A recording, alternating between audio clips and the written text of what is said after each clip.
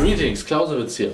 So this is the fifth and last part of my Hoplite video series, and I want to talk a little bit about the military value of hoplites in the context of their time. So basically all the centuries where they were around and before and after. And basically warfare didn't change so much in this time in fighting, so you can compare it quite well with other troops in this big time area.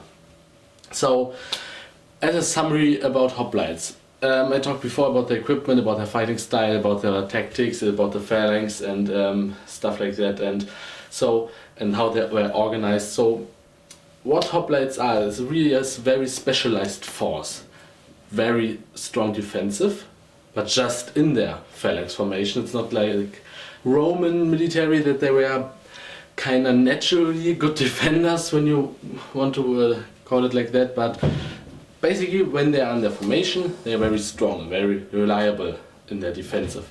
They are also very offensive too. You can use them offensive, no problem at all, but here's a big but in this. They only function with the right terrain. So basically if they have to fight on not even ground, something like that, or with not enough space to form phalanx formations, then they're not so useful anymore. And you see in hoplite warfare itself that when the formation were broken, basically the battle was over, basically they lost.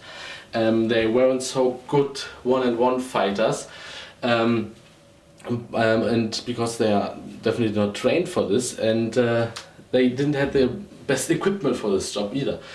And you see that in other militaries, like later Macedonian phalanx or in Roman military, that all of them weren't the best one-on-one fighters.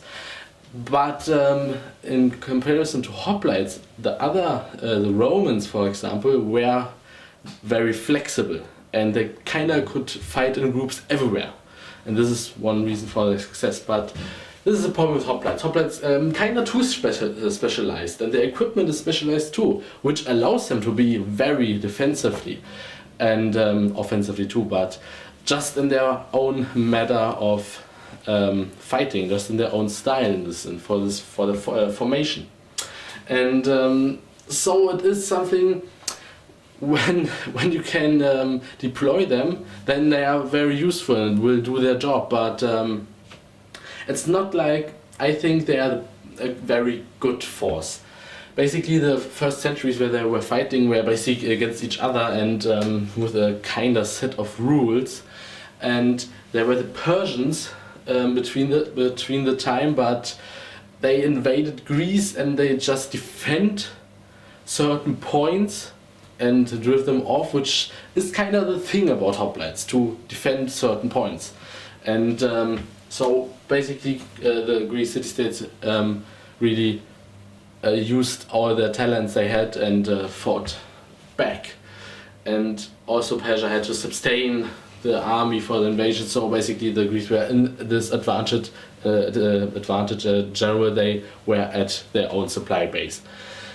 And yeah, this is the reason why hoplites kind of disappeared after the Macedonians reformed the phalanx, because the job hoplites did before was now for the phalanx, for the Macedonian phalanx, and there was a hoplite type troop in Macedonian army as well, which were to support the right flank of the phalanx, or basically to attack certain points or defend certain points, or to be the guard of the king. So it wasn't so important anymore, and this is what I would say is really true about hoplites. Hoplites are very specialized.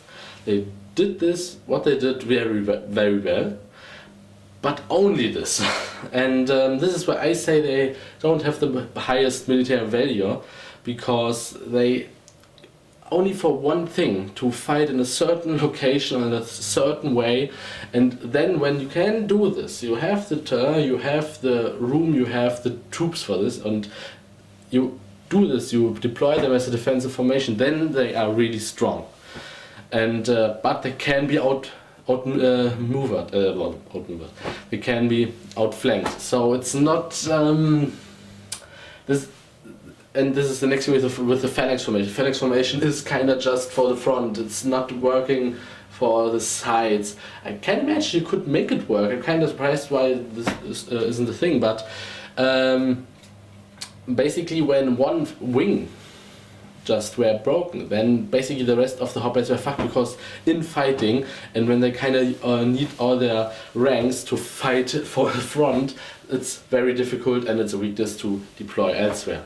And basically hoplite phalanx formations were designed to really function as this two wings, or maybe center and two wings like other armies, and that everything holds and one wing pushes through the army, or one part of the own army pushed to the another.